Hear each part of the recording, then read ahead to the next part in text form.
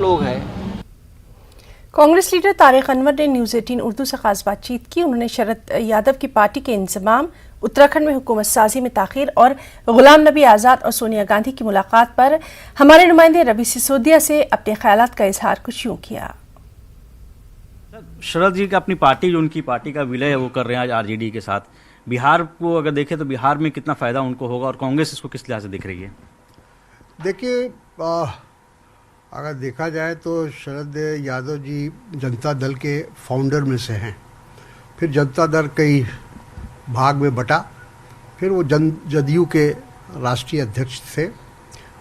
और जब पिछले दिनों नीतीश कुमार जी महागठबंधन से निकलकर फिर भारतीय जनता पार्टी के साथ उन्होंने जब हाथ मिलाया तो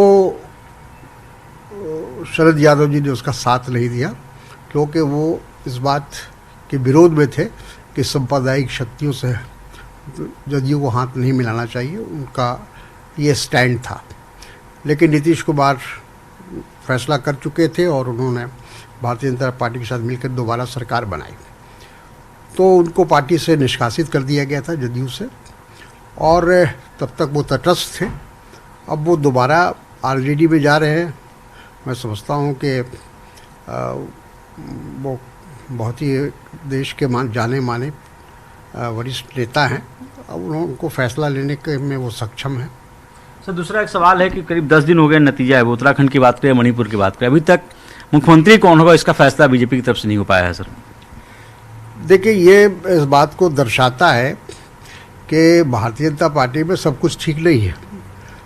जब बहुमत प्राप्त हो गया, बहुमत के बाद सरकार बनाने में और मुख्यमंत्री तय करने में इतना विलम्ब हो रहा है, तो इससे इस बात को जाहिर होता है कि राज्य स्तर पर भी और केंद्रीय स्तर पर भी नामों को लेकर सहमति नहीं है।